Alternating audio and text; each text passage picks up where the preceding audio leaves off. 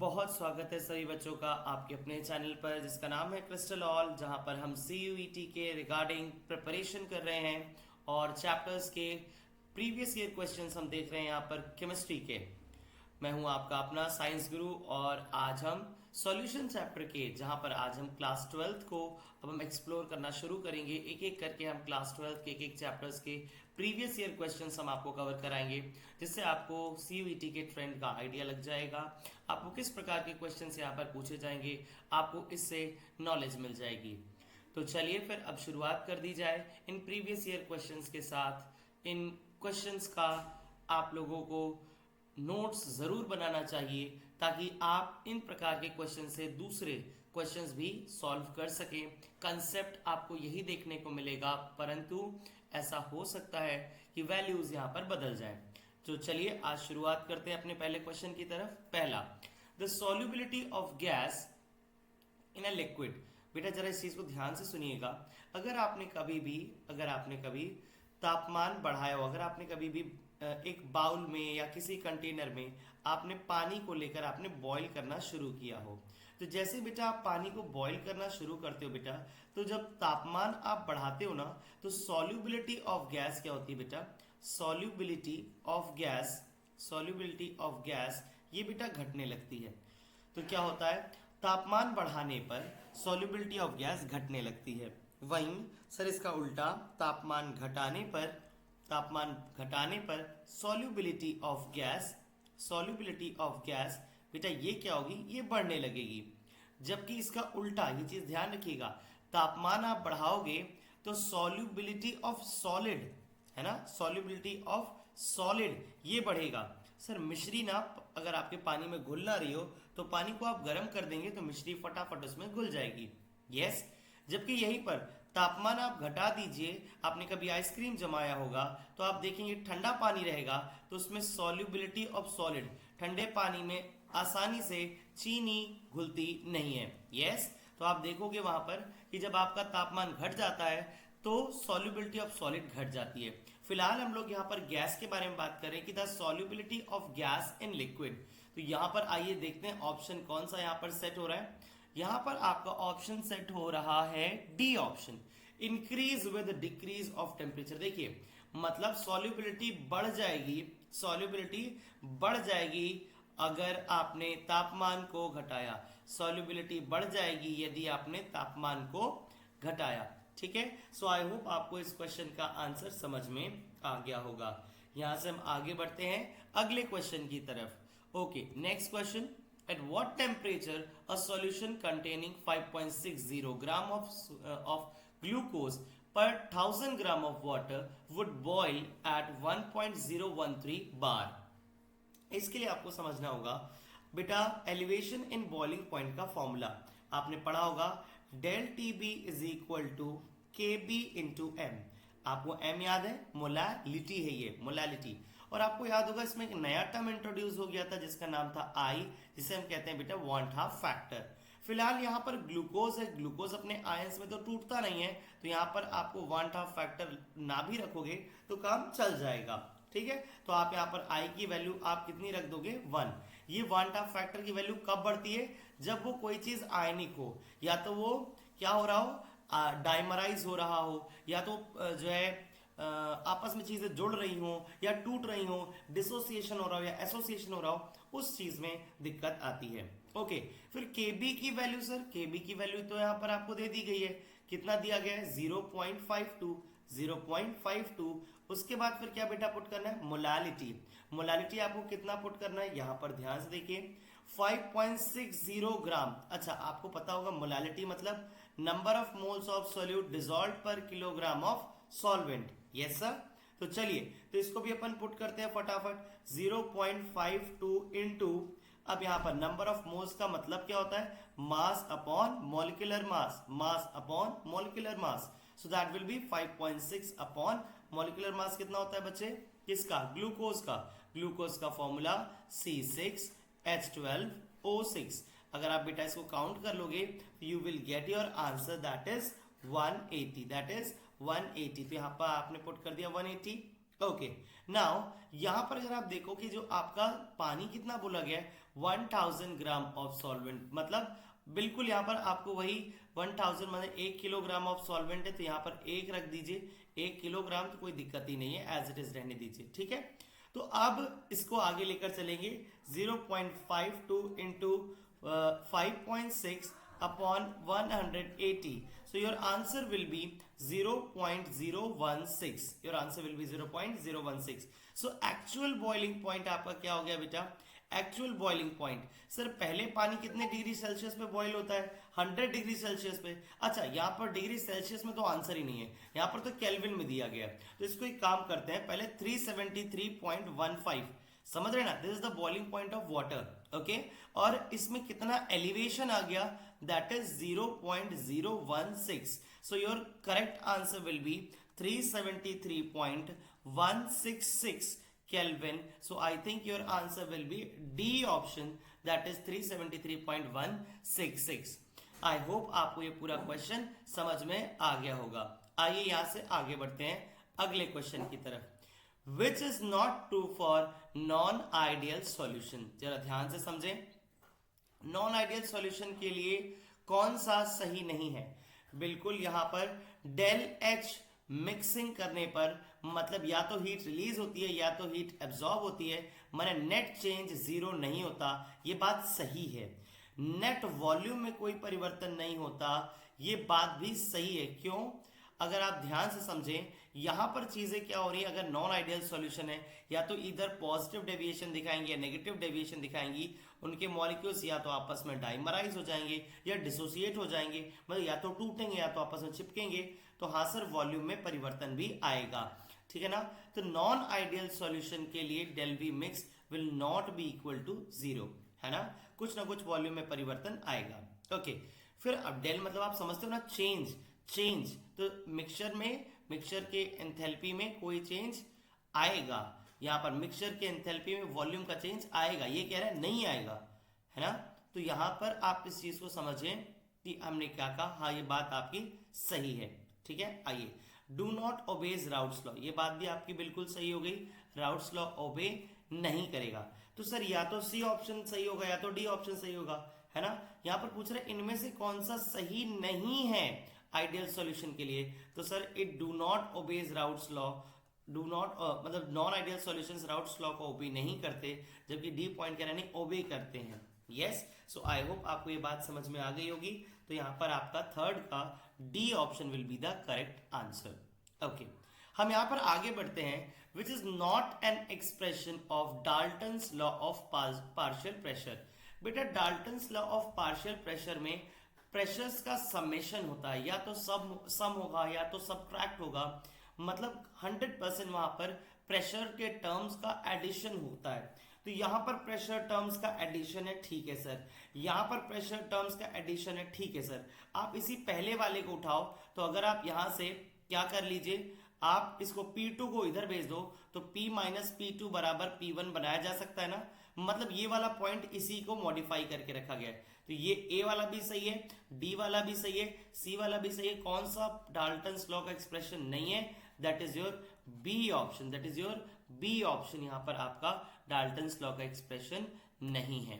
Next question हम आगे बढ़ेंगे। The vapour pressure of mixture of ethanol, ethanol मतलब CH3 CH2OH, देख पा रहे हैं यहां पर भी लोन पेयर है इसके पास। और अगर हम बात कर लें एसीटोन CH3CO, यहां पर अगेन CH3। बेटा जरा इस चीज को ध्यान से देखो, अगर दोनों के पास क्या है, लोन पेयर्स हैं, अगर दोनों के पास लोन पेयर्स हैं तो like charges will repel each other, है ना। पूछ रहा है कि वेपर प्रेशर कर्व, इन दोनों का vapour pressure curve higher than that of its component, इनके कंपोनेंट से भी ज्यादा आता है इनका वेपर प्रेशर का कर्व। क्यों? वेपर्स क्यों बन रहे हैं, ये दोनों एक दूसरे को क्या कर रहे हैं, रिपेल मार रहे हैं। तो रिपेल मार रहे हैं तो जल्दी जल्दी भाप बन जाएंगे, भाप बन जाएंगे, वेपर प्रेशर बढ़ जाएगा। और इस वजह से हम यहाँ पर क्या बताएंगे कि सर उनके बीच में इंटरैक्शन कम हो रहा है, because they are non ideal solution, they are non ideal solution showing positive deviation, showing positive deviation. I hope आपको मेरी बात समझ में आ गई होगी। इस हिसाब से आपका there is a weak interaction between the molecules, that is your A option is the correct answer. I hope I am very clear at this point. आइए हम यहां से आगे बढ़ते हैं, नेक्स्ट क्वेश्चन की तरफ जाते हैं। The osmotic pressure of a solution prepared by dissolving 50 milligram, जरा ध्यान से समझे, this is milligram, okay, of H2SO4 in 2 liters of water at 25 degree Celsius. अब इसके लिए ऑस्मोटिक प्रेशर का फॉर्मूला हमको पता होना चाहिए, दैट इज पाई बराबर CRT, और अगेन मैं इसमें एड ऑन करूंगा I, एक टर्म जिसको आप बोलोगे वन हाफ फैक्टर, ठीक है ना बेटा। अगर H2SO4 है तो ये टूटेगा तो कितने H प्लस देगा, 2 H प्लस देगा, और एक SO4 2 माइनस आयन देगा। इस हिसाब से यहां पर हम देखें तो आपके पास 2 और 1 टोटल कितने मोल्स हो गए, 3 मोल्स हो गए, है ना।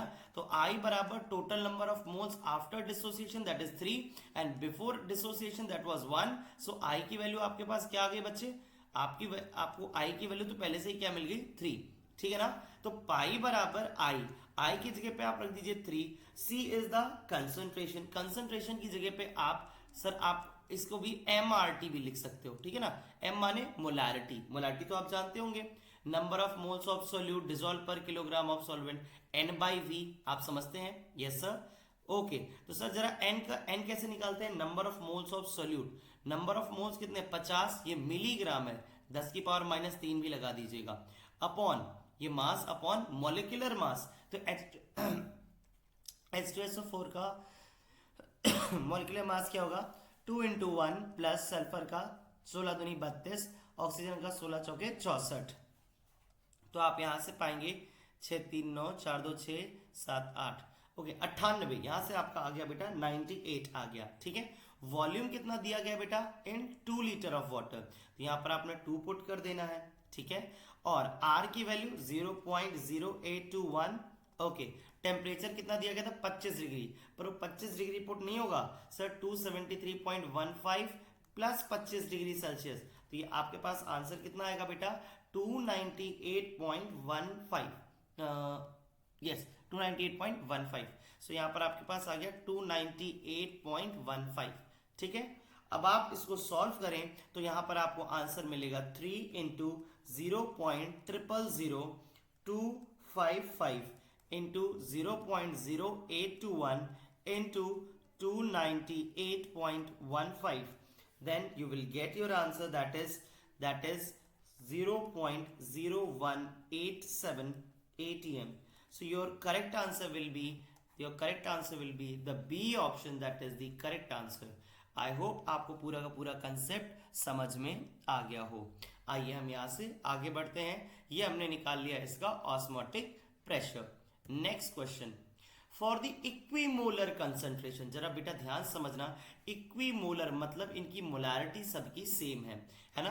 पाई बराबर ICRT होता है ना, या C की जगह पे अगर हम रख दें, सर C की जगह पे हम क्या रख देते हैं, समझिए, हम यहाँ पर C की जगह पे अगर हम रख देते हैं कि नहीं, C ना रखकर हम MRT रख देते हैं, ठीक है ना। इससे क्या होगा, MRT रखने से क्या होगा, ताकि हम बोल सके सर कि ये जो है ना इनका इक्विमोलर सॉल्यूशन है, पाई बराबर IMRT, ठीक है, ओके सर। अब जरा इस चीज को समझिए थे, इस चीज को बहुत ध्यान से समझिए।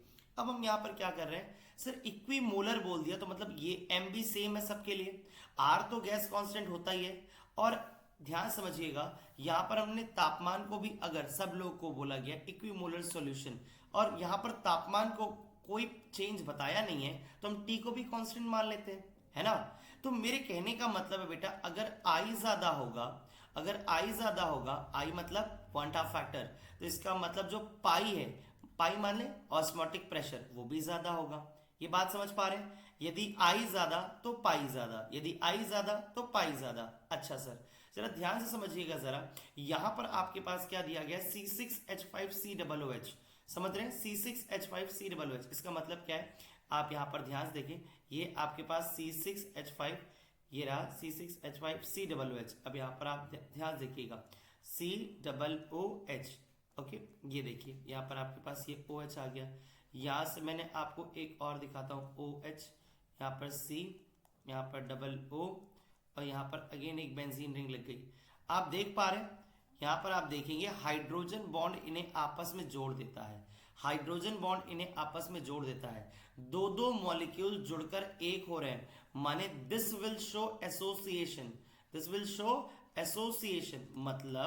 मतलब सर ये पहले दो मॉलिक्यूल्स रहेंगे, मैं यहां पर लिखूंगा 2C6H5COOH, but when they will combine they will become C6H5COOH का whole twice. So I hope आप समझ पाए, आई का मतलब होता है बाद में कितने आपके पास मोल्स हैं और पहले कितने मोल्स थे। तो your answer I will be I बराबर 1/2। तो इसके लिए आई का आंसर हो जाएगा दैट विल बी 1/2। यहां पर BaCl2, बेटा अगर Ba और Cl2 टूटेगा तो ऑब्वियसली Ba+2 और 2Cl- आपको बन के मिलेगा। तो एक Ba 2Cl एक BaCl2 से बन रहा है, तो I बराबर कितना हो गया, बाद में कितने मोल्स हैं 3, पहले कितने मोल्स थे 1, तो यहाँ पर I बराबर कितना आ गया बेटा, यहाँ पर आ गया 3। सो आई होप आपको ये बात भी समझ में आ गई होगी। KCl के लिए भाई K और Cl एक एक आयंस में टूटेगा तो I बराबर 2।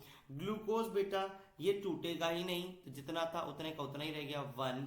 और H3PO4 3 H3 और PO4 माने तीन H के आयंस हो जाएंगे और PO4 का एक आयन हो जाएगा, माने टोटल कितने आयंस हो गए, 4 आयंस हो गए। तो I बराबर यहाँ पर 4 आ जाएगा।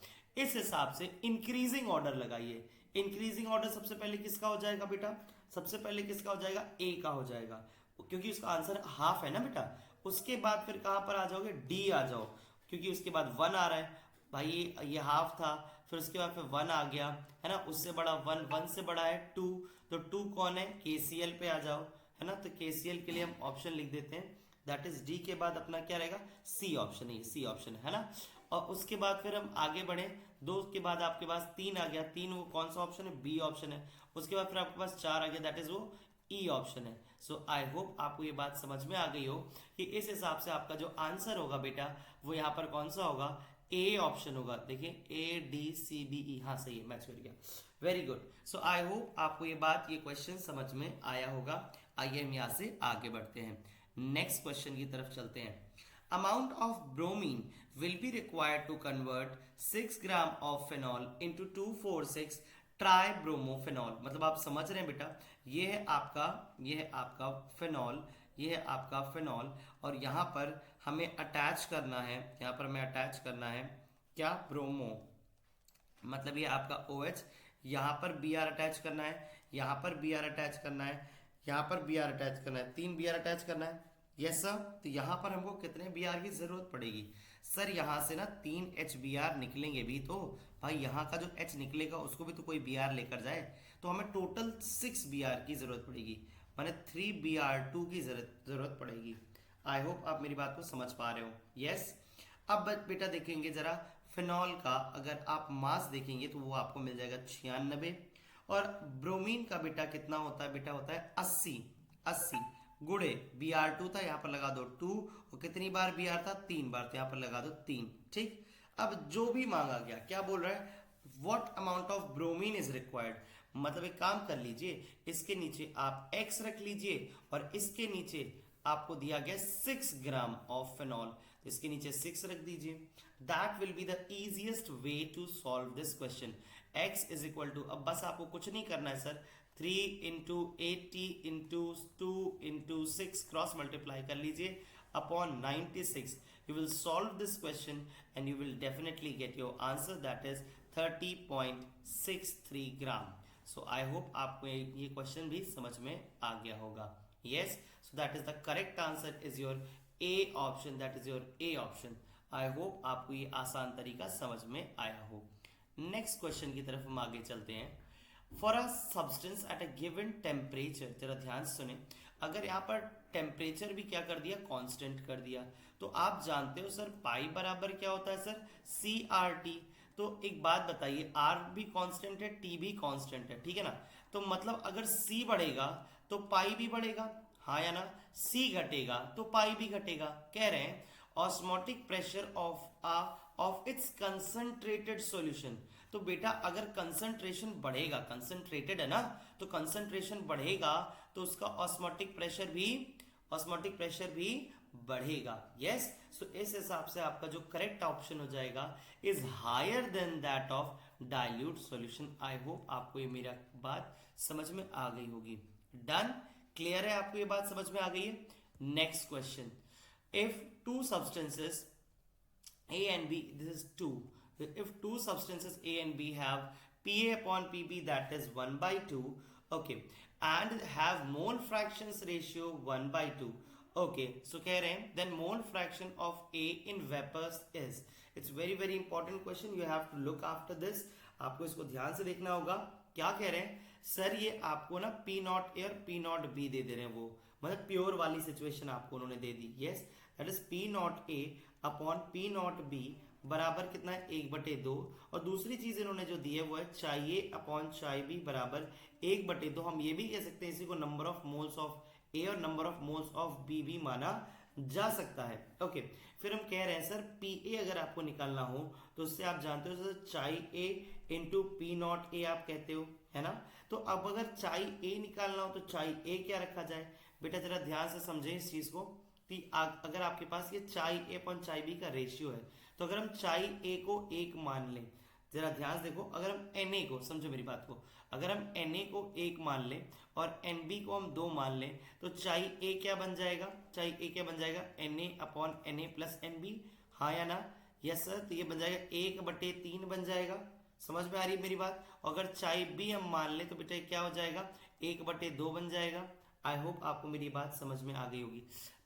1/2 नहीं, सॉरी, ये एन बी आएगा ना ऊपर, एन बी बटे N A plus N B, N A plus N B that is 2/3 आ जाएगा। हाँ, तभी तो दोनों का सम 1 होगा ना बेटा। Yes, okay. अब आ जाइए चाई ए की वैल्यू 1/3, पी नॉट ए की वैल्यू जरा ध्यान से देखिएगा, अगर हम इस पी नॉट बी को यहां भेज दें तो क्या बन जाएगा पी नॉट बी बटे 2 हो जाएगा, है कि नहीं। सो हमारा आंसर हो गया बेटा पी नॉट बी बटे 6 आ गया, ठीक है ना। अब आइए सर जरा पी टोटल निकालते हैं। पी टोटल बराबर पी नॉट ए चाई ए प्लस पी नॉट बी चाई बी। ओके, आइए जरा ध्यान से देखा जाए तो हमने कहा, ध्यान से देखिएगा, चाई ए की जगह पे, चाई ए की जगह पे आप क्या क्या चीजें रखते जाओगे। आप यहां पर देखें, चाई ए की जगह पे आपने रख देना है 1/3 और पी नॉट ए की जगह पे आप रखोगे पी नॉट बी बटा 2। यस, ऊपर से हमने वैल्यू निकाली, प्लस पी नॉट बी की जगह पे आपने क्या रखना है, यहाँ पर चाई बी की जगह पे आपको क्या रख देना है 2/3, और यहाँ पर पी नॉट बी की जगह पे आप क्या रख दोगे बेटा, जो अभी आपने P naught B as it is, जो अभी आपने देखा उसको एज इट इज रख दीजिए। सो आपका जो आंसर यहां से बनेगा वो क्या बन जाएगा बेटा 5/6 पी नॉट बी, क्या बन जाएगा 5/6 पी नॉट बी। तो अगर हम इस चीज को इस तरीके से निकालें, चाई ए ऑफ वेपर्स, ठीक है ना, that will B P A upon P total, P A upon P total. So that will be your P A की वैल्यू क्या थी पी नॉट बी बटे 6, और यहां पर क्या आ गई बेटा 5/6 पी नॉट बी। तो आप देखो पी नॉट बी मर गया, पी नॉट बी मर गया, 6 से 6 मर गया, तो ये बटा 1/5। So your answer will be as chi A बराबर that will be 0.2। So the correct answer here goes is that is the B option. I hope आपको ये बात भी समझ में आ गई होगी। डन, चलिए यहां से हम आगे बढ़ते हैं, अगले सवाल की तरफ हम चलते हैं। Okay, next. ओके, यहां पर देखा जाए बहुत ही आसान सवाल है ये, मोलारिटी। ये तो एकदम डेफिनेशन बेस्ड क्वेश्चन है। Molarity is the number of moles of solute dissolve per litre of solution. Yes, so यहां पर आपका ये ऑप्शन होगा। Molarity is number of moles of solute dissolve per kilogram of solvent. Yes, then molecular properties में कौन होगा, molecular properties में होगा ऑस्मोटिक प्रेशर। और आपको ध्यान है अभी हमने एक मॉलिक्यूल को हमने अभी जो है C6H5COOH को अभी हमने डाइमराइज करके आपको दिखाया था। यस, तो दरअसल अगर वो आपको मॉलिक्यूल्स आपस में मर्ज कर जा रहे हैं तो वान हाफ फैक्टर आ जाता है और इसकी वजह से राउट्स लॉ ओबे नहीं हो पाता। तो ये आपका जो है चौथा ऑप्शन यहीं पर सामने का सामने। इस हिसाब से आपका क्या हो गया, पहले का तीसरा है और बी का है पहला और सी का है दूसरा और डी का है चौथा। तो 3 1 2 4 तो 3 1 2 4 ये बी ऑप्शन है। 3 1 2 4 ये आपका बी ऑप्शन है। सो आई होप आपको ये क्वेश्चन भी समझ में आ गया होगा। मैं आशा करता हूं कि आपको ये सारे क्वेश्चन समझ में आ रहे होंगे। आई आई होप कि आप सभी लोगों ने इस सेशन से काफी कुछ सीखा हो। अगर आप हमारे फ्री बैच से जुड़ना चाहते हैं तो आप हमारे इस नंबर पर हमें व्हाट्सएप कर सकते हैं, हमें crystal all study Telegram channel पर फॉलो कर सकते हैं, या किसी भी और इंक्वायरी के लिए आप हमारे इस मेल पर हमें डाल सकते हैं। आपका बहुत स्वागत होगा। आप लोग सभी लोग हमारे साथ जुड़ें और हमारे साथ इस फ्री बैच को ज्वाइन करके अपनी प्रिपरेशन को तेज करें और अपना मनचाहा कॉलेज पाएं। यही हम सबकी शुभकामनाएं आपके साथ है। तो मिलते हैं अपने अगले बैच में, अपने अगली क्लास में, अपने अगले सेशन में, जहां पर हम अगले चैप्टर को डिस्कस करेंगे। अगर आप चाहते हैं कि ये सारे वीडियोस आपको लाइन से मिलते रहें तो चैनल को आप सब्सक्राइब कर लें, और जल्दी वीडियोस हमारे कंप्लीट होने के बाद हम इनकी एक प्लेलिस्ट भी जनरेट कर देंगे। अपना बहुत ख्याल रखें। Thank you so much for joining the session. Take care students.